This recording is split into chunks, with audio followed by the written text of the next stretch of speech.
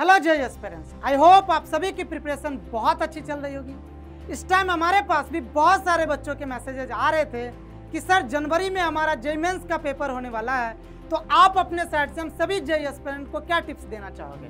तो मैंने सोचा क्यों ना इसके ऊपर एक वीडियो बना दी जाए जिससे आप सभी जेईई एस्पिरेंट्स को क्या मिल सके, हेल्प मिल सके।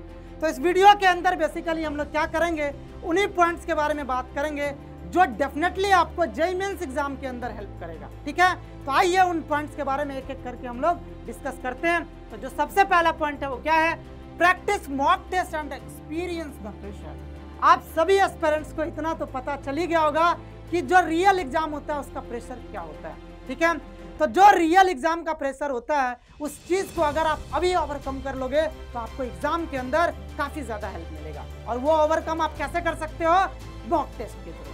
आप जितना ज्यादा मॉक टेस्ट लगाएंगे ना उतना ज्यादा आपको बेनिफिट होने वाला है। अगर आपके सिलेबस कंप्लीट हो गए हैं या आपके सिलेबस कंप्लीट होने वाले हैं तो आपको डायरेक्टली मॉक टेस्ट के ऊपर आ जाना चाहिए और मॉक टेस्ट को जम के प्रैक्टिस करना चाहिए। मॉक टेस्ट के और भी बहुत सारे बेनिफिट हैं, आइए एक एक करके सारे बेनिफिट्स के बारे में हम लोग बात करते हैं। तो जो पहला बेनिफिट हमने यहाँ पे लिखा है वो क्या है, ध्यान से देखिएगा, प्रोवाइड गुड प्रैक्टिस। अभी भी आपके पास मान लो 25 टू 30 डेज के आसपास है, इस टाइम पे आप क्या कर सकते हैं, ज्यादा से ज्यादा मॉक टेस्ट दे सकते हैं। जितना ज्यादा आप मॉक टेस्ट दोगे उतने डिफरेंट टाइप के क्वेश्चंस का क्या हो जाएगा, आपको प्रैक्टिस हो जाएगा।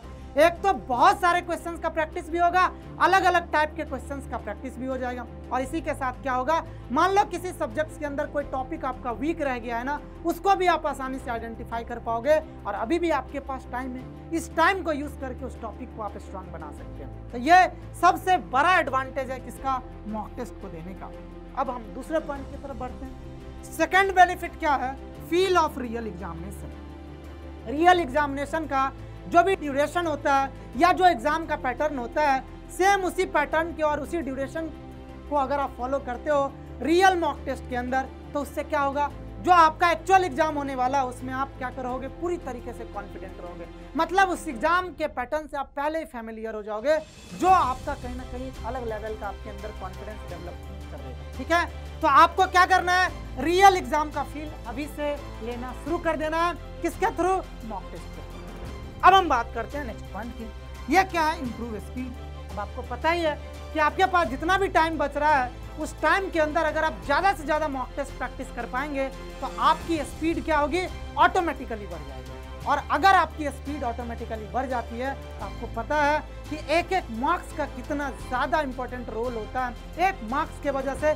कितने रैंक आगे पीछे होते हैं इन पेपर्स के अंदर, इसका तो अंदाजा आपको पहले से होगा ही। ठीक है, तो आपके स्पीड ऑटोमेटिकली इंप्रूव हो जाएंगे। इसीलिए आपको क्या करना है, मॉक टेस्ट आप जितना ज़्यादा से ज़्यादा प्रैक्टिस कर सकते हैं करना शुरू कर दीजिए। ठीक है, नेक्स्ट पॉइंट की बात करते हैं, बूस्ट कॉन्फिडेंस। इसका क्या मतलब है, अगर आप मान लो मॉक टेस्ट दे रहे हो और आप रिवीजन कर रहे हो, मॉक टेस्ट दे रहे हो, रिवीजन कर रहे हो, मॉक टेस्ट दे रहे हो, इससे अगर मॉक टेस्ट के अंदर आपके मार्क्स इंप्रूव हो रहे हैं तो इस टाइम आपको क्या हो जाएगा, अगर मार्क्स मॉक टेस्ट के अंदर इंप्रूव होना शुरू हो गए तो आपके कॉन्फिडेंस क्या हो गए, बढ़ने शुरू हो जाएंगे। और अगर आपके कॉन्फिडेंस बढ़ रहे हैं तो अब आप मेरे को एक चीज बताओ कि क्या आपके अंदर जो एग्जाम का फियर बैठा हुआ है, एग्जाम के लेकर के जो आपके अंदर एंजाइटी बैठा हुआ है, इन सब चीजों से आप दूर हो जाओगे या नहीं हो जाओगे। मतलब आपके अंदर से एग्जाम का डर खत्म हो जाएगा, एग्जाम को लेकर के जो भी एंजाइटी आपके अंदर बैठा हुआ है इससे भी आपको क्या मिलेगा, छुटकारा मिल जाएगा। आई होप ये बहुत बड़ा बेनिफिट है आपको टेस्ट सीरीज देने का। अब हम नेक्स्ट पॉइंट की बात करते हैं, बेटर टाइम मैनेजमेंट। अब ध्यान से सुनिएगा, ये भी बहुत इंपॉर्टेंट फैक्टर्स है। अब जितने भी अच्छे रैंकर्स होते हैं ना पेपर के अंदर, वो उन 3 घंटे को क्या करते हैं, बहुत अच्छे से मैनेज कर पाते हैं। वो मैनेज कैसे कर पाते हैं, ध्यान से सुनिएगा, उन लोगों का क्या स्ट्रेटजी होता है, इस टाइम पे वो सभी एस्पिरेंट्स क्या करते हैं, इतने ज़्यादा प्रैक्टिस करते हैं ना, प्रैक्टिस करते करते अपने लिए एक स्ट्रेटजी को फॉर्मुलेट कर लेते हैं। वो एक पैटर्न को फॉर्मुलेट कर लिया कि हमें इसी पैटर्न में पेपर को अटेम्प्ट करना है और उसी स्ट्रेटजी को वो एक्चुअल एग्जाम के अंदर जा करके अप्लाई करते हैं और उसके मार्क्स डेफिनेटली वहाँ पे बहुत अच्छे आने लगने शुरू हो जाते हैं। तो अभी भी आप क्या कर सकते हैं, इतने दिनों के अंदर अपने लिए इस स्ट्रेटजी को फॉर्मुलेट कर सकते हैं, सेम स्ट्रेटजी एग्जाम के अंदर जो एक्चुअल एग्जाम होने वाला है वहाँ पे आप अप्लाई कर सकते हैं। ये आपको डेफिनेटली मार्क्स को इम्प्रूव करने में हेल्प करेगा। ठीक है, तो ये सारे बेनिफिट किसके थे, मॉक टेस्ट को प्रैक्टिस करने का। आई होप इन चीज़ों से आपको अच्छा लगा होगा जान करके कि सर ने मॉक टेस्ट के क्या क्या बेनिफिट्स आपको बताए हैं। ठीक है, आई होप आप मॉक टेस्ट प्रैक्टिस करना शुरू कर देंगे। ये आपके लिए सबसे एसेंशियल क्या है पॉइंट्स है इस टाइम के लिए, जो भी जनवरी 24 के पेपर को अटेम्प्ट कर रहे हैं। अब हम बात करते हैं कि revise the subjects and topic as much as possible. ये दूसरा पॉइंट है हमारी साइड से कि मॉक टेस्ट के बाद आपको क्या करना चाहिए। मॉक टेस्ट के बाद आपको मैंने बताया था कि आप अपने वीक एरिया को आइडेंटिफाई कर पाएंगे, और अगर आपको आपका वीक एरिया पता चल गया तो आप क्या कर सकते हैं, उस चीज़ों को रिवीजन कर सकते हैं, उस चीज़ों के बारे में बार बार अभी पढ़ सकते हैं, क्योंकि अभी भी आपके पास ठीक ठाक टाइम बचा हुआ है। ठीक है, तो इस टाइम आपको क्या करना है, जो भी आपके सब्जेक्ट है, मान लो फिजिक्स है, केमिस्ट्री है, मैथ्स है, इन सब्जेक्ट्स को आपको बार बार पढ़ करके जो भी टॉपिक आपको वीक लग रहा है या जो भी टॉपिक ऐसा लग रहा है कि रिवीजन करना चाहिए, इन टॉपिक का आपको रिवीजन करना ही चाहिए किसी भी तरीके से टाइम निकाल कर।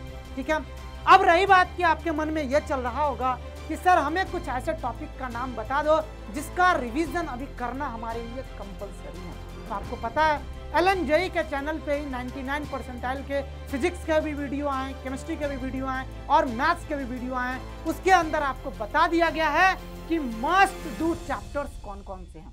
तो सेम वहाँ पे हम यही टॉपिक के बारे में बात करेंगे कि आपको इस टाइम पे कौन कौन से टॉपिक्स कर लेने चाहिए। ठीक है, आइए सबसे पहले बात करते हैं ऑर्गेनिक केमिस्ट्री के अंदर कौन कौन से मस्ट डू चैप्टर्स हैं जिसका रिवीजन आपको अभी से करना शुरू कर देना है। ठीक है, देखिए सबसे पहले हमने लिखा है GOC general organic chemistry. Hydrocarbon है आपके पास, एल्काइल हैलाइड है, फिर आपका एरोमेटिक हाइड्रोकार्बन है, अमाइंस है और कुछ मिसलेनियस टॉपिक्स हैं जिसके अंदर हमने लिखा है हैलोफॉर्म रिएक्शन से आपके टॉलेंस टेस्ट हैं, फेलिन टेस्ट हैं, लुकास टेस्ट हैं, विलियमसन ईथर सिंथेसिस हैं, 2,4-DNF टेस्ट हैं, क्रोमेटोग्राफी है आपके, ऑक्सीमर्क्यूरेशन डीमर्क्यूरेशन है, हाइड्रोबोरेशन ऑक्सीडेशन है, LiAlH4 के रिएक्शंस हैं, NaBH4 के रिएक्शंस है, ग्रिग्नार्ड रिएजेंट के, डाइवल H के रिएक्शंस है, डुमास मेथड है आपके पास, फिर आपके पास जल्दाल मेथड है, अमाइनो एसिड है, ग्लूकोज, फ्रक्टोज एंड विटामिन। ये वो टॉपिक है जो आपको करने ही करने हैं। अगर आपके पास कम टाइम बच रहा है, आप रिवीजन नहीं कर पा रहे हैं, तो आपको इन चैप्टर्स को ऑर्गेनिक के अंदर करना ही पड़ेगा। अभी से करना शुरू कर दीजिए, क्योंकि ये वो टॉपिक्स हैं जो मस्ट डू, इनसे क्वेश्चन पूछे जाते हैं एग्जाम के अंदर। उसी तरीके से हम आपके लिए इनऑर्गेनिक केमिस्ट्री के अंदर भी बात करेंगे कि आपको इस टाइम पे अगर आप रिवीजन करने के लिए कम टाइम बच रहा है तो इन चैप्टर्स के रिवीजन तो कर ही डालो। कौन से हैं इनऑर्गेनिक केमिस्ट्री के अंदर? कोऑर्डिनेशन कंपाउंड है आपके, chemical bonding and periodic table है। इन चैप्टर्स का रिवीजन आपको इनऑर्गेनिक केमिस्ट्री के अंदर कर ही लेना चाहिए। ठीक है, उसी तरीके से अगर हम बात करें तो हम फिजिकल केमिस्ट्री की बात करते हैं, तो यहाँ पे आपको मोल कंसेप्ट कर लेना चाहिए, स्ट्रक्चर ऑफ एटम मतलब एटॉमिक स्ट्रक्चर चैप्टर को अच्छे से पढ़ लेना चाहिए, thermodynamics, liquid solution, electrochemistry and ionic equilibrium, ये सारे जो है ये मस्ट डू चैप्टर्स हैं। रिवीजन के अंदर आप इन चैप्टर्स को बहुत अच्छे से रिवीजन कर सकते हैं, क्योंकि अभी टाइम है और ये चैप्टर्स आपने एक बार पढ़ ही रखा होगा, रिवीजन करने में डेफिनेटली आपको कम टाइम लगेगा। ठीक है, तो आई होप केमिस्ट्री का मैंने बता दिया। उसी तरीके के जब 99 परसेंटाइल के फिजिक्स के वीडियो LNJE चैनल पे रिलीज हुए थे, तो यहाँ पे आपको मस्ट डू चैप्टर्स के अंदर कौन कौन से चैप्टर्स बताए गए थे, ध्यान से देखिएगा। आपको मॉडर्न फिजिक्स अभी पढ़ना चाहिए, काइनेमेटिक्स पे काम करना चाहिए, करंट इलेक्ट्रिसिटी पे काम करना चाहिए, ग्रेविटेशन पे, सेमीकंडक्टर, इलेक्ट्रोमैग्नेटिक वेव पे काम करना चाहिए, heat and thermodynamics, electrostatics, magnetic effect of current, electromagnetic induction and alternating current and ray optics. ये फिजिक्स के वो चैप्टर्स है जो आपको रिवीजन के अंदर लेना चाहिए अभी आपको। ठीक है, उसी तरीके से जब मैथ्स के 99 परसेंटाइल के वीडियो रिलीज हुए थे LNJE चैनल पे, तो उसके अंदर आपको कौन कौन से चैप्टर्स बताए गए थे, ध्यान से देखिएगा। सीक्वेंस एंड सीरीज के बारे में बताया गया था, binomial theorem, straight line, circle, quadratic equation, conic section, permutation and combination, statistics हो गया आपका, डिटर्मिनेंट हो गया, मैट्रिसेस हो गया, एरिया अंडर कर्व हो गया, फंक्शन हो गया आपके, वेक्टर अलजेब्रा हो गया आपके, 3D geometry, differential equation and definite integration. तो मैथ के ये वो चैप्टर्स हैं जो आपको कर लेने चाहिए। तो अभी आपको मैंने दो इंपॉर्टेंट पॉइंट्स बताए। पहला कि आपको मॉक टेस्ट जितना से ज़्यादा आप प्रैक्टिस कर सकते हैं करिए, फिर रिवीजन करिए। रिवीजन के अंदर भी अगर आपके पास कम टाइम बचता है तो जितना भी मैंने मस्ट डू चैप्टर्स लिखा, मस्ट डू चैप्टर्स वाले सारे चैप्टर्स को कोशिश करिए रिवीजन करने की। यह डेफिनेटली आपको एग्जाम के अंदर काफ़ी हेल्प करेगा। अब अगर हम बात करते हैं तो नेक्स्ट पॉइंट की बात करते हैं, go for the practice of questions. और इस टाइम पे आपको कौन से क्वेश्चंस को प्रैक्टिस करना है? जेईई मेंस के पीवाईक्यू को करना है। कितने साल के? 8 से 10 ईयर के जो पीवाईक्यू आए हुए हैं, इन क्वेश्चंस को आप प्रैक्टिस कर सकते हैं।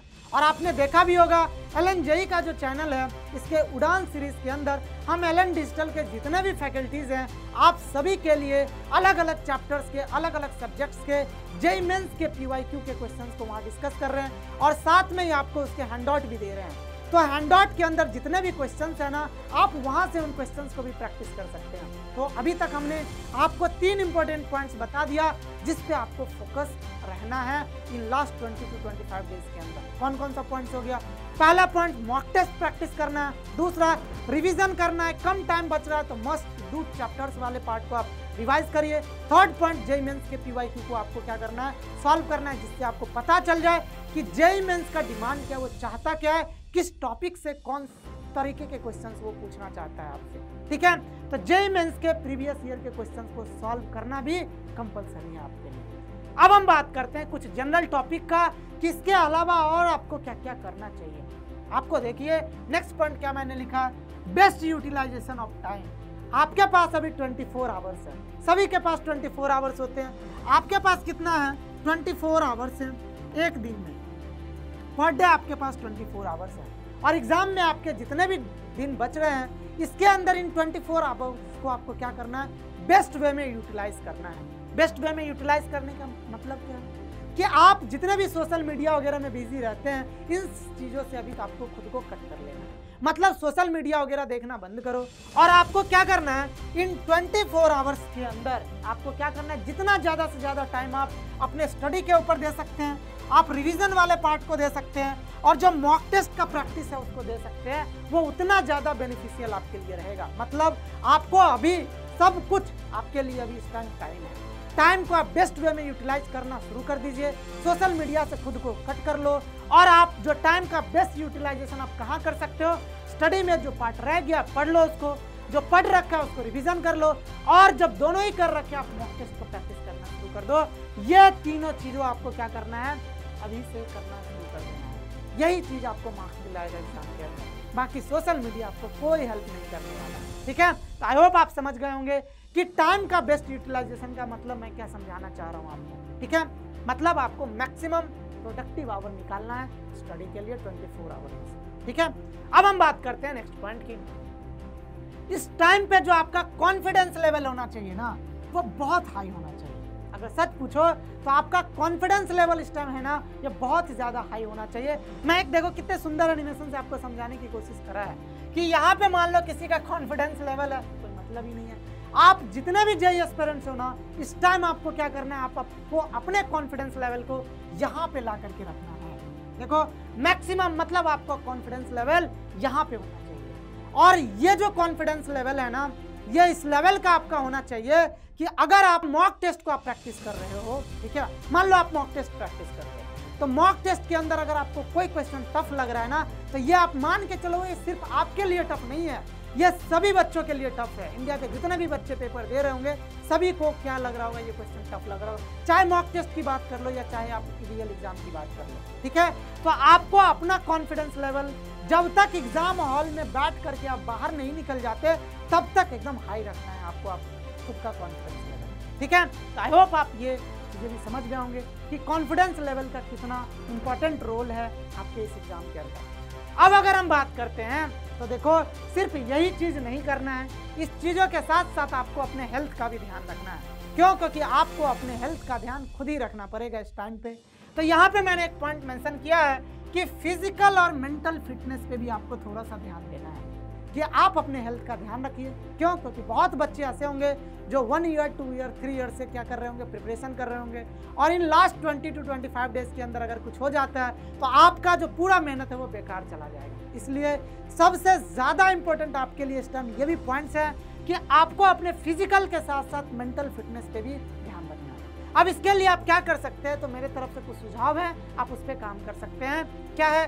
Practice meditation for 15 minute at least. आप 15 मिनट के अप्रॉक्स मेडिटेशन मॉर्निंग में आप प्रैक्टिस कर सकते हैं। इससे कहीं ना कहीं आपका मन शांत रहेगा। ठीक है, अब ध्यान से सुनिए कि अगर मान लो आप मॉक टेस्ट दे रहे हो, रिवीजन कर रहे हो, प्रैक्टिस कर कुछ भी कर रहे हो आप पढ़ाई से रिलेटेड, आपके सिटिंग आवर बहुत ज़्यादा हो जा रहे हैं, तो आप क्या कर सकते हो, थोड़ा बहुत स्ट्रेचिंग एक्सरसाइज भी इस टाइम पे कर सकते हो। ठीक है, थोड़ा बहुत स्ट्रेचिंग एक्सरसाइज कर लो 5 मिनट 10 मिनट। इससे क्या होगा कि आपके बॉडी में हल्के हो जाएंगे और फिर से आप अपनी पढ़ाई को शुरू कर सकते हो। इससे आपका स्टडी जो है हैम्पर नहीं होगा। और इसके साथ साथ आप एक पॉइंट और मेरे तरफ से ऐड कर लो कि आपको पानी, बॉडी को हाइड्रेटेड रखना है, पानी पीते रहिए, यह भी आपको काफ़ी ज़्यादा हेल्प करेगा।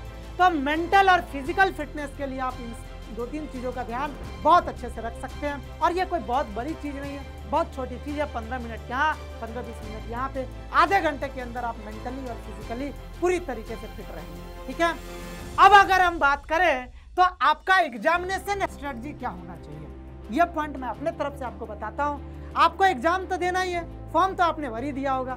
अगर एग्जाम देना ही है जब आपको, तो आपको कोई भी एक्स्ट्रा प्रेशर नहीं लेना, इधर उधर का कोई भी ना, एग्जाम का कोई प्रेशर लेना ही नहीं है आपको क्या करना है, एकदम रिलैक्स, कूल एंड काम माइंड में खुद को रखना है।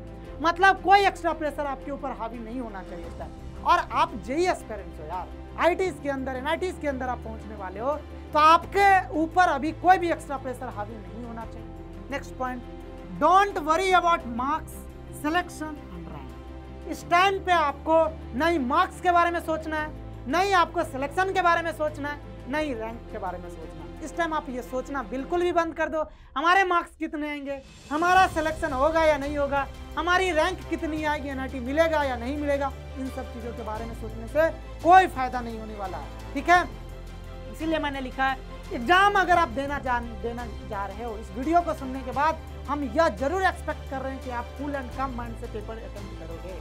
ठीक है, इसीलिए मैंने ये 2 पॉइंट्स लिखा कि आपको एक्स्ट्रा प्रेशर लेना ही नहीं है। नेक्स्ट पॉइंट कि आपको मार्क्स, सिलेक्शन और रैंक के बारे में कुछ भी नहीं सोचना है। तो करना क्या है सर, ध्यान से सुनिएगा, खुद को रिलैक्स रखना है और गिव योर बेस्ट शॉट। आपने 1 साल 2 साल 3 साल से कड़ी मेहनत कर रखी है, इस टाइम आपको खुद को कूल एंड काम रखना है और एग्जाम के अंदर ना अपना बेस्ट परफॉर्मेंस दे करके आना है। बाकी जो होता है वो अच्छे के लिए होता है, आपने सुना ही है। ठीक है, तो आपको कूल एंड काम रख करके एग्जाम के अंदर अपना बेस्ट परफॉर्म करके आना है।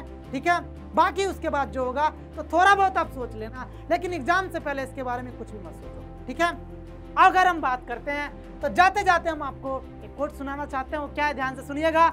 You are so close to the victory, get up, dress up and show your super power. क्या बोला, you are so close to the victory, get up, dress up and show your super power. आप अपने जीत के काफी नजदीक हैं, उठ जाइए, तैयार हो जाइए और आप दुनिया के सामने जो आपके अंदर की सुपर पावर है वो दिखाइए। तो इसी के साथ हम इस वीडियो को बंद करते हैं। हमारे तरफ से आप सभी को all the best. Thank you so much.